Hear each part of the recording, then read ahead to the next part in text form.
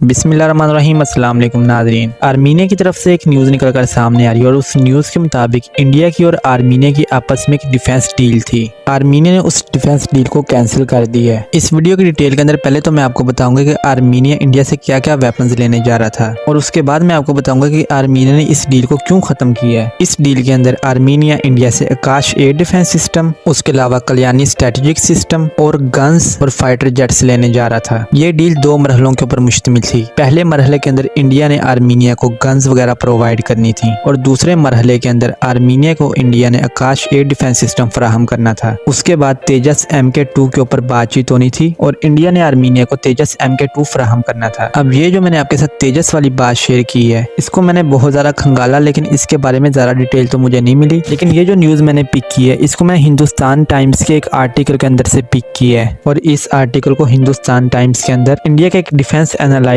अनिल शर्मा ने लिखा है। खैर ये तो मैंने आपको डिटेल दिया कि इंडिया आर्मीनिया को कौन कौन सा असला प्रोवाइड करने जा रहा था। अब इस डील के कैंसिल होने की जो वजूहात हैं वो मैं आपके साथ शेयर कर देता हूँ। आर्मीनिया के मुताबिक जो पहली वजह उन्होंने शेयर की है, इंडिया के साथ जो भी डिफेंस डील करो, इंडिया उसको टाइम के ऊपर मुकम्मल नहीं करता। इंडिया बहुत ज्यादा डिले कर देता है तमाम डिफेंस डील्स को। खैर इस बात का तो हमें अच्छी तरह पता है कि इंडिया के अंदर के जो हालात हैं, चाहे वो उनकी गवर्नमेंट की वजह से हो या चाहे उनकी पब्लिक की वजह से हो, वो लोग कोई भी काम टाइम पर पूरा नहीं कर पाते। दूसरी जो वजह आर्मीनिया ने बताई है, उसके मुताबिक इंडिया जो हमें डेमो देता है असले का, वो बहुत जबरदस्त किस्म का होता है, लेकिन जब वो असला प्रोवाइड करता है, वो असला किसी भी काम का नहीं होता। जो भी चीज डेमो के अंदर दिखाई जाती है, जब उस चीज को लिया जाता है, वो बिल्कुल नकारा होती है। खैर ये बात तो आर्मीनिया जानता है, क्योंकि आर्मीनिया ने इंडिया के असले को टेस्ट किया है और हमने ये भी देखा कि जब आर्मीनिया और अजरबैजान की जंग आपस में चल रही थी, उसके अंदर दूसरी कंट्रीज का तो असला नाकाम हुआ ही हुआ था, इंडिया का भी काफी सारा असला नाकाम हुआ था। वैसे मैं आपके साथ एक बात शेयर करना भूल गया, इंडिया ने ड्रोन्स भी ऑफर किए थे आर्मीनिया को और आर्मीनिया के पास इंडिया के बने हुए ड्रोन्स भी मौजूद हैं। अगली बात के अंदर आर्मीनिया ने ये बात कही है कि जब इंडिया खुद इसराइल से और टर्की से ड्रोनों को खरीद रहा है और इंडिया के अपने बनाए हुए ड्रोन्स के ऊपर इंडियन आर्मी या इंडियन एयरफोर्स भी यकीन नहीं कर रही, तो हम इंडिया से ऐसे ड्रोन्स को क्यों खरीदें जो कि पहले से ही नाकाम हो। मतलब साफ लफ्जों के अंदर जो वो बात कहना चाह रहे हैं, उनके कहने का मतलब ये कि जब आपको अपनी चीज के ऊपर यकीन ही नहीं है और आप दुनिया से चीजें खरीद रहे हैं, तो हम आपकी बनी चीज कैसे खरीद सकते हैं। हम ऐसा रिस्क क्यों लें, क्योंकि हमें कौन सा फ्री के अंदर कोई चीज प्रोवाइड कर रहे हैं, हम उस चीज का पे कर रहे हैं। उससे अगली जो वजूहात आर्मीनिया ने बताई है, वो ये बताई है कि इंडिया खुद S-400 एयर डिफेंस सिस्टम को इस्तेमाल कर रहा है और जितने भी इंडिया के अंदर हसास एरियाज हैं, उनके अंदर इंडिया इसराइल के बने हुए एयर डिफेंस सिस्टम को इस्तेमाल करता है या रशिया के बने हुए एयर डिफेंस सिस्टम को इस्तेमाल करता है। जहाँ पर कोई ज्यादा मसले मसाइल नहीं होते हैं, वहाँ पर इंडिया अपना बना हुआ एयर डिफेंस सिस्टम लगा रहता है। तो जब इंडिया को अपने एयर डिफेंस सिस्टम के ऊपर यकीन नहीं है, तो हम ये एयर डिफेंस सिस्टम नहीं लेने जा रहे। उसके अलावा एयर डिफेंस सिस्टम के हवाले से उन्होंने ये भी बात कही है कि आपके एयर डिफेंस सिस्टम के अंदर जो आप मिसाइल्स को इस्तेमाल करें, वो मिसाइल्स आपके अपने नहीं है, उनको आप खुद दुनिया से इंपोर्ट कर रहे हैं। तो हम ऐसी चीज क्यों ले जिसके अंदर हमें इंडिया के अलावा और भी दूसरे ममालिक से चीजों को इंपोर्ट करना पड़े। और आखिर के अंदर जो आर्मीनिया ने बात की है, वो कुछ इस तरह है कि हमें एक लाइट वेट फाइटर जेट की जरूरत थी, जिस वजह से हमने तेजस के अंदर इंटरेस्ट ली, लेकिन तेजस प्रोग्राम का कुछ भी अता पता नहीं है। पहली बात उन्होंने ये कही कि इंडिया उसके अंदर बहुत सारे पार्ट्स वेस्टर्न कंट्रीज से लेकर लगाता है। उसके अलावा उन्होंने ये बात कही कि इंडिया जो तेजस को बना रहा है, उसकी स्पीड बहुत ही ज्यादा स्लो है और अभी उसका पहला ब्लॉक बना नहीं है, तो इंडिया ने अगले ब्लॉक की बातें करना शुरू कर दी हैं। इंडिया ने अभी तक तेजस MK2 के ऊपर वर्किंग स्टार्ट ही नहीं की है, सिर्फ और सिर्फ बातों के अंदर इंडिया घुमाई जा रहा है हमें। तो इस तरह तो हमने जो फाइटर जेट इंडिया से लेना वो बहुत ही ज्यादा लेट हो जाएगा, तब तक के लिए हम अपने डिफेंस को खतरे के अंदर नहीं डाल सकते। इसलिए आर्मीनिया ने ये बात की कि हम रशिया से फाइटर जेट्स खरीद लेंगे और अगर रशियन फाइटर जेट्स हम नहीं ले पाए, तो हम यूरोपियन कंट्रीज से फाइटर जेट्स खरीद सकते हैं, क्योंकि यूरोपियन कंट्रीज के पास बहुत सारे फाइटर जेट्स मौजूद हैं। उनके अंदर से जो हमें पसंद आएगा और हमारे मफादात के ऊपर खरा उतरेगा, हम उस फाइटर जेट को खरीद लेंगे। तो ये तमाम बातें आर्मीनिया ने की और इस डिफेंस डील को कैंसिल कर दी है। खैर इंडिया की जितनी भी न्यूज एजेंसीज हैं, उन्होंने अभी तक इस बात को शेयर नहीं किया है, लेकिन आने वाले वक्त के अंदर आपको इन तमाम बातों का पता चल जाएगा। फिलहाल इंडियन गवर्नमेंट ये जोर लगा रही है कि इस डील को दोबारा बहाल कर लिया जाए, क्योंकि इसके अंदर इंडिया की इज्जत का बहुत बड़ा मामला है। क्योंकि अगर ये डील कैंसिल होगी, तो उससे इंडिया के इमेज के ऊपर बहुत ज्यादा बुरे असरात पड़ेंगे और इंडिया जो अपने डिफेंस इक्विपमेंट्स को दुनिया को बेचना चाह रहा है, अगर ये डील खत्म होगी तो वो तमाम ख्वाब चकनाचूर हो जाएंगे। खैर आप भी इस बात को समझ सकते हैं, अगर आपका पहला ही गाहक दौड़ जाए और वो आपकी चीजों के अंदर खामियां बताए, तो और गाहक नहीं आ सकते, और अगर कोई गाहक आएंगे वो भी बहुत मुश्किल से आएंगे और शायद वो भी आपको छोड़कर भाग जाएं। तो ये थी चंद वजूहात जिनकी वजह से इंडिया और आर्मीनिया की डिफेंस डील कैंसिल हुई है। अब आने वाले वक्त के अंदर इंडिया इस डील को बहाल करवा पाता है या नहीं करवा पाता, ये तो कहना मुश्किल है, क्योंकि इंडिया का बहुत ज्यादा असर और सूख आर्मीनिया के अंदर चलता है। तो ये थी आज की वीडियो। अगर आपको ये वीडियो पसंद आई है तो इस वीडियो को लाइक कर दें और मजीद ऐसी वीडियोस देखने के लिए इस चैनल को सब्सक्राइब कर लें। तो मिलते हैं अगली वीडियो के अंदर, तब तक के लिए अल्लाह हाफिज़।